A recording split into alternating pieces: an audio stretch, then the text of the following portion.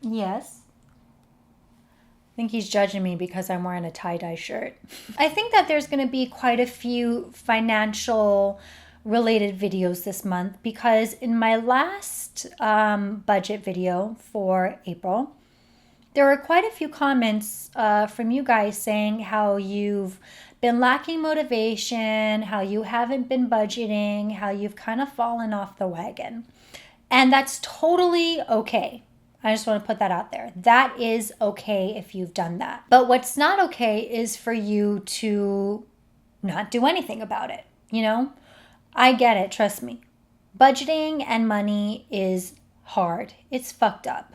It's not fun. It's kind of like figuring out what's in the back of your refrigerator. You know you have to dig in and clean it. However, you're afraid of what you're going to find back there. So I know that I really committed to getting my financial life together. So I went all in. But you don't have to go all in so quickly if you're scared. That's totally okay. There are ways to tiptoe your way into a more stable financial life. That way you don't feel like you're sacrificing too much. Because that's the hard part about, being so committed is that you do sacrifice a lot. You sacrifice a lot of fun.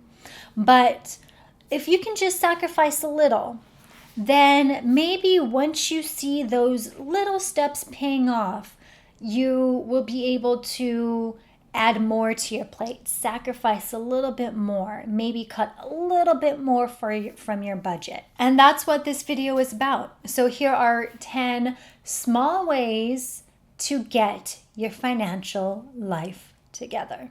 Very small ways, okay? The first thing you need to do is to figure out how much you actually owe. And I know I said small ways, and this might seem like the most impossible ask that I am asking of you. However, it is, if you don't know where you're starting, you don't know what you need in order to get to where you need to end. Swapping out like your cold brew from Alfred's for something at home won't resonate as much with you if you don't know what $5 a day times 5 times a week times 52 weeks out of the year could mean for your finances. So you have to dig in. Find your financial statements, comb through your bank records. Yes, go through all the debt that you have and figure out what your number is. I did this on a vlog, people. Okay, so if I can do this on a vlog and actually post about it, you can do it in the privacy of your own home and you don't have to tell anyone. And if this is the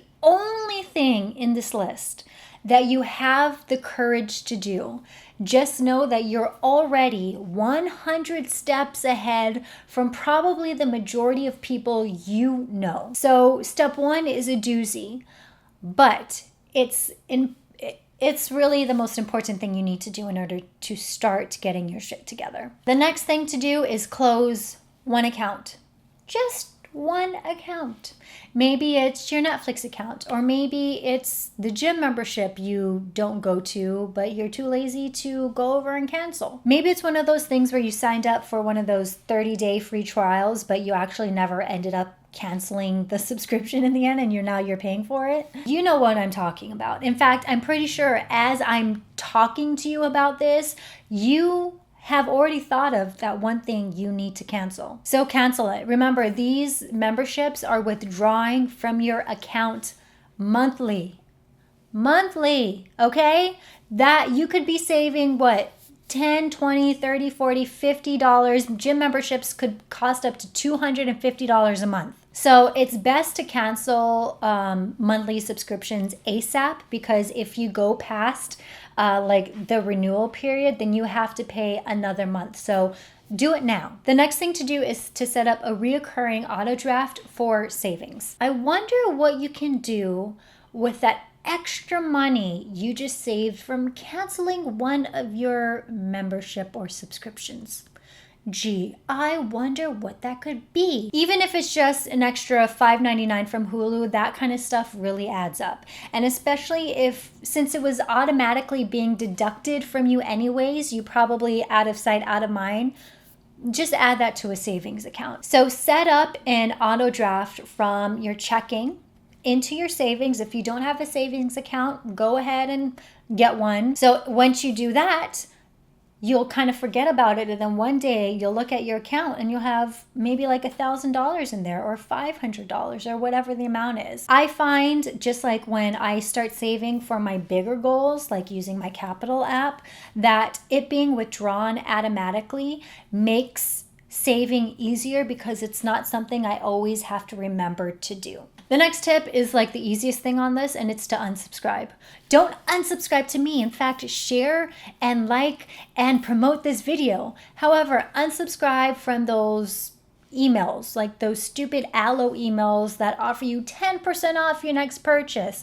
Guess what? The reality is 10% off is not that good. So unsubscribe from any email that's trying to sell you something. The temptation to spend money won't be there when you're not getting promo codes thrown in your face. Tip number 5 is to cut back on one habit that's costing you money. Notice how I said cut back and not quit. Okay, remember we're doing baby steps. So maybe you get your Starbucks coffee 3 times a week instead of 5 times a week. Or you have, one happy hour drink instead of 2 or 3 or 4 or 5, whatever, no judgment. It's essentially like going on a diet. Most of us won't continue on our diet if we go cold turkey. But if we make those mini sacrifices and we start to see results, we'll end up doing more in the end. All right, number 6 is to make a list. We go to Target for toothpaste and we end up leaving with a crock pot, 2 shirts, a table lamp, and some throw pillows. It happens to the best of us. Avoid impulse shopping by making a list of what you need. Simply, if it's not on the list, you don't get it. The next tip is something that I use all the time, and you know this, and it's to use a separate account for big budget items. So maybe you're trying to plan for a vacation, or maybe you're interested in getting a new sofa. Open up a new separate bank account and start adding to that. As someone who has taken months to save up for a chef's tasting, my laser hair removal, doggy dentist, I know and understand the temptation of just not saving for what you want, but the temptation is less when you're doing it in a totally separate account from your daily one. Plus, when you save with intention to complete a goal of something that you've wanted, you feel so much more accomplished. The next tip I have is to leave your credit card at home. Now, if you're new to my channel, I'm going to make this very clear. I do not use credit cards. I do not support the use of credit cards, even if it comes with miles or bonus points or blah, blah bullshit. I will never, ever, ever recommend you have a credit card. Ever. Okay? If you want to buy something, save up and buy it. So if you do use one, just leave it at home. Leave it at home. Hide it. Hide it somewhere. Put it in a freezer. Put it in a block of ice and freeze it. Put it away in your freezer. It's easier to spend money that you don't plan to on a credit card because you're not being held accountable for that money. That money is not being directly taken from your account. It's taken from the universe of fake money.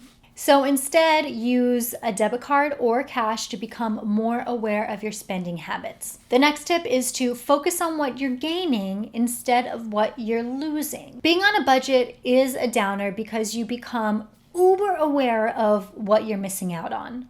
You're missing out on girls' night. You're missing out on that summer vacation. You're missing out on mani-pedis. But shift your mindset and instead focus on what you are gaining. You're gaining financial stability.